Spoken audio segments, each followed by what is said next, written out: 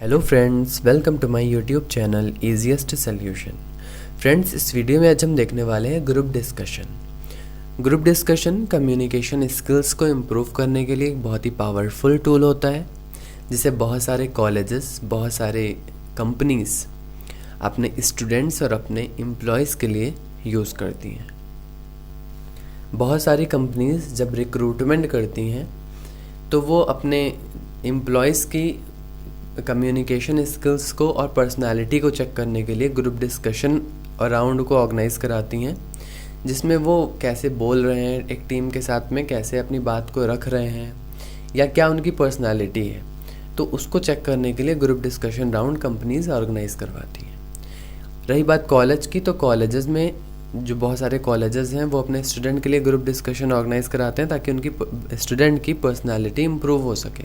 क्योंकि group discussion में क्या होता है, हम बहुत सारे अननोन लोग होते हैं जिनके साथ हम बातचीत करते हैं, नए टॉपिक पे डिस्कशन करते हैं, तो हमारी जो स्किल्स हैं वो डेवलप होती हैं। The term suggests a discussion among a group of people. तो जो बेसिकली जो ग्रुप डिस्कशन टर्म है, इसको देख के हमें क्या आइडिया आता है फ़ौरन कि एक कुछ पीपल हैं, ग्रुप ऑफ पर्सन्स हैं जिनके बीच में कोई डिस्कशन चल रहा है। The group will have 8 and 12 members who will express their views freely।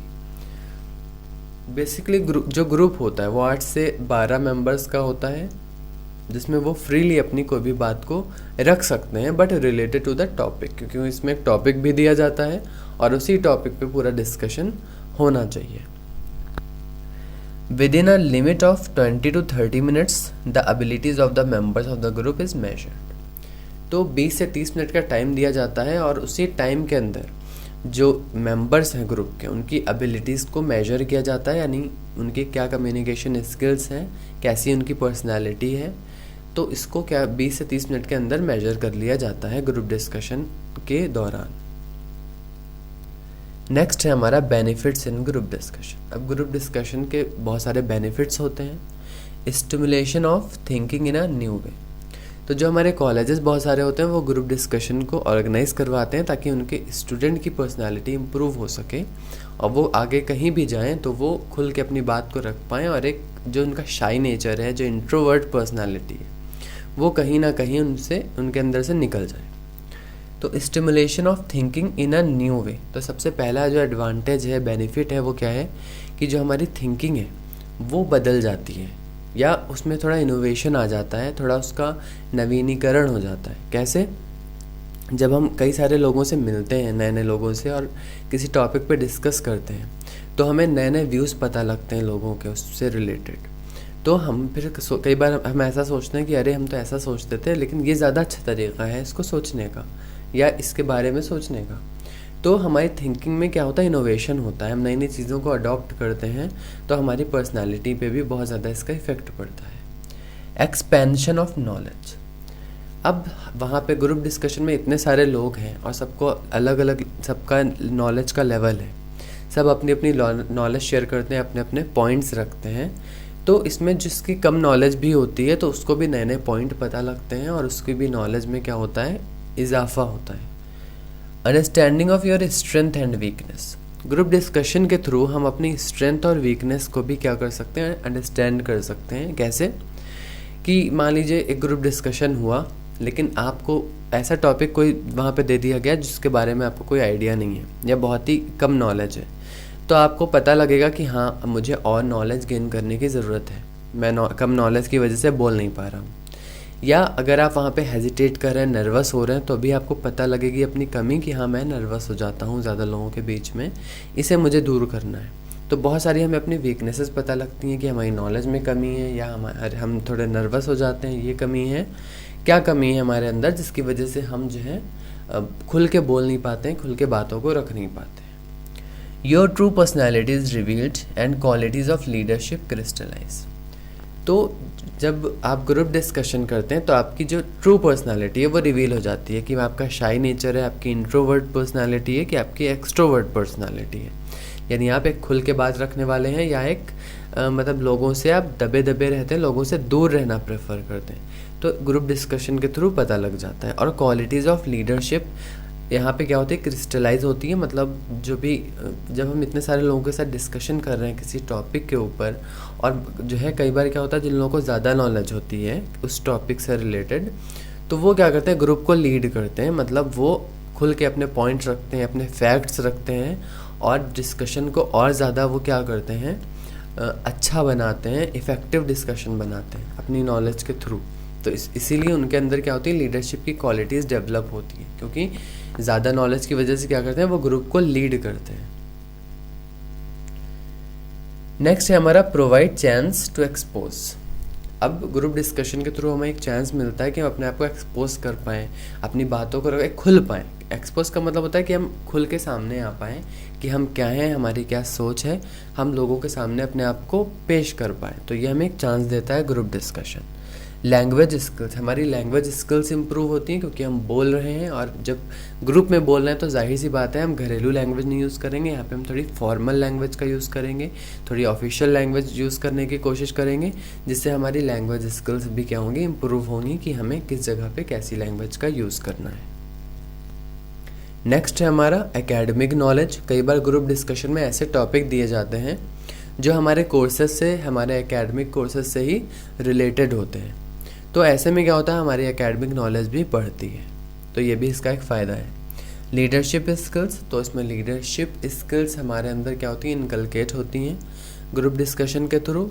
जैसा कि मैंने अभी आपको बताया था कि जिसको ज़्यादा नॉलेज होती है वो ग्रुप को लीड करता है, जिससे उसके अंदर leading skills, leadership skills develop होती हैं। नेक्स्ट है पीपल हैंडलिंग स्किल्स। लोगों को हैंडल करने की स्किल्स हमारे अंदर आ जाती है, यानी लोगों को कैसे हैंडल करना है, इतने सारे लोग बोल रहे हैं, हमें अपनी बात को उनके सामने कैसे रखना है, उनको कैसे कंट्रोल करना है एक तरीके से अपने पर्सनैलिटी के थ्रू, कैसे उन पर दबाव बनाना है। तो ये चीज़ हम सीखते हैं। टीम वर्क हम सीखते हैं क्योंकि कई लोग हैं अपनी अपनी बात रख रहे हैं, वहाँ पे क्या पॉइंट गलत है क्या सही है, हम अपने तरीके से अपनी बात को रख रहे हैं, तो एक टीम वर्क हमको करना आता है, जो कि एक कंपनी में वर्क करने के लिए बहुत ज़्यादा ज़रूरी होता है। नेक्स्ट है जनरल नॉलेज। हमारी जनरल नॉलेज बहुत ज़्यादा इम्प्रूव होती है क्योंकि डिफरेंट टॉपिक्स पर डिस्कशन करने से हमें नई नई बातें पता लगती हैं और हमारी जनरल नॉलेज में भी इजाफा होता है। नेक्स्ट है हमारा salient feature of group discussion. अब फीचर्स हम देख लेते हैं। टॉपिक में भी गिवन टू जज योर पब्लिक स्पीकिंग स्किल्स। तो जब कई बार कंपनीज ग्रुप डिस्कशन करवाती हैं तो वो बेसिकली जज करने जा रही होती हैं अपने जो एप्लीकेंट्स हैं कि हम किसको चूज़ करें और किसको नहीं। तो वहाँ पे क्या है कि पब्लिक स्पीकिंग टैलेंट को आपको जज किया जाएगा। Discussion revolves around a specific subject. जब भी ग्रुप डिस्कशन है वो एक जो टॉपिक दिया गया है, जो सब्जेक्ट है ग्रुप डिस्कशन का, उसी पे बेस्ड होता है। मतलब ऐसा नहीं है कि किसी भी टॉपिक पे बैठ के आप बातें करने लगें। आपको एक टॉपिक दिया गया है, उसी पे आपको डिस्कशन करना है। मतलब जितनी भी बातें हो रही हैं वो उसी सब्जेक्ट के आसपास क्या करती हैं, रिवॉल्व करती हैं। The examiner does not interfere once he announce the topic. तो जब एक बार टॉपिक दे दिया जाता है तो जो भी एग्जामिनर है या जो भी वहाँ के टीम मेंबर्स हैं जो ग्रुप डिस्कशन को कंडक्ट करवा रहे हैं, बेसिकली जो कंडक्टिंग टीम है, वो फिर इंटरफेयर नहीं करती बीच में। जो पार्टिसिपेंट्स हैं वही कंटिन्यू करते हैं अपने अपने आर्ग्यूमेंट्स के साथ। नेक्स्ट है हमारा maintain cordiality and free expression of thought and opinion. तो इसमें बेसिकली क्या होता है कि हम मेंटेन कॉर्डियलिटी, हम कॉर्डियलिटी मेंटेन करते हैं, मतलब एक दूसरे के साथ कोऑपरेट करते हैं। मतलब ऐसा नहीं है कि हम एग्रेसिव हो जाएं, हम एक पोलाइट नेचर को अडॉप्ट करते हैं और बहुत ही पोलाइटली एक दूसरे से के साथ चीज़ों को डिस्कस करते हैं। फ्री एक्सप्रेशन यानी हम फ्री होते हैं अपनी कोई भी बात को कहने के लिए। ऑफ थॉट एंड ओपिनियन यानी चाहे वो मेरा कोई थॉट हो, ओपिनियन हो या कोई फैक्चुअल डेटा हमारे पास हो, हम उसको कहने के लिए फ्री होते हैं। Do's in a group discussion. Group discussion में क्या क्या हमको करना चाहिए, ज़रूर करना चाहिए। एप्रोप्रिएट द इशू यानी जो भी इशू है, जो भी टॉपिक है, उस पे ही हमको क्या करना रहना चाहिए, फोकस्ड रहना चाहिए। उससे हम डिविएट होके कहीं जो हमारी बहस है वो दूसरी तरफ ना शिफ्ट हो जाए, हमको ये ध्यान रखना चाहिए। यानी हम वही बातें करें, वही पॉइंट्स रखें जो उस टॉपिक से रिलेटेड है। Make original points and support them by substantial reasoning. तो आपको हमेशा ओरिजिनल पॉइंट्स देने हैं, मतलब कोई भी पॉइंट बना के या चुरा के किसी का भी चुरा के कोई पॉइंट नहीं बोलना है। आपको अपने ओरिजिनल पॉइंट्स देने हैं और उनको किसी भी तथ्य के साथ, किसी भी फैक्ट के साथ आपको उसको एक सपोर्ट भी करना है, एक उसका रेफरेंस भी देना है आपको। Listen to the other participants actively and carefully. तो जो भी दूसरे पार्टिसिपेंट्स हैं उनको ध्यान से आपको सुनना चाहिए। क्यों सुनना चाहिए? क्योंकि अगर आप सुनेंगे तभी आप उसके अगेंस्ट या उसके फेवर में कुछ बोल पाएंगे। Whatever you say must be with a logical flow, validated with an example as far as possible. तो जो भी आप बोल रहे हैं वो लॉजिकल होना चाहिए, मतलब ऐसा ना हो कि आप कुछ भी बस बोलते चले जाएं। जैसे बहुत सी हम न्यूज़ चैनल्स पे बहस देखते हैं, जो कोई कुछ भी बोल देता है, मतलब कहीं से कहीं का उसका रिलेशन नहीं होता है। तो ऐसा हमको नहीं करना चाहिए। हम लॉजिकल जो भी हमारे स्टेटमेंट है उनको पेश करें दूसरों के सामने, और हमेशा कोशिश करें कि एक ना एक एग्जाम्पल हम दे पाएँ। Make only accurate statement. तो हमेशा एक्यूरेट स्टेटमेंट देना है हमको, कोई भी गलत स्टेटमेंट नहीं देना। इनएक्यूरेट हमको इन्फॉर्मेशन नहीं देनी है। तो ये भी हमको ध्यान में रखना होता है। Now don'ts during group discussion, मतलब अब क्या क्या चीज़ें हमको ग्रुप डिस्कशन के दौरान नहीं करनी चाहिए। बीइंग शाई, nervous, keeping isolated from group, यानी हमको शाई वहाँ पे नहीं होना चाहिए, नर्वस नहीं फील करना चाहिए, या ग्रुप से हम अलग ना रहें। हमको इन्वॉल्व होना चाहिए। जो भी हमारे पॉइंट्स हो वो हमें सामने रखने चाहिए और बिल्कुल भी शर्माना नहीं चाहिए। Interrupting another participant before his argument are over, किसी की भी बात को ख़त्म होने से पहले हमें उसे इंटरप्ट नहीं करना चाहिए बीच में। Speak in favour, example establish your position and stand by its स्टबर्नली। तो हमें कोई भी ऐसी बात, पहली बात नहीं बोलनी चाहिए जो एक गलत हो, और दूसरी बात किसी भी पॉइंट पर, किसी भी ओपिनियन पर हमको बिल्कुल अड़ नहीं जाना चाहिए। मतलब हमें थोड़ी फ्लेक्सिबिलिटी रखनी चाहिए। कोई अपनी बात बता रहा है तो उसको भी फेवर करना चाहिए, यानी कि हम अपनी ही बात पर अड़ जाएं कि नहीं बस हमारी ही बात सही है, बाकी सब गलत है। तो ऐसा नहीं करना चाहिए। चेंज ओपिनियंस, हमें अपने ओपिनियन को नहीं चेंज करना चाहिए, यानी पहले कुछ हम बोल दिए फिर बाद में हम कुछ और बोल दिए उसके अपोजिट, तो ऐसा नहीं करना चाहिए।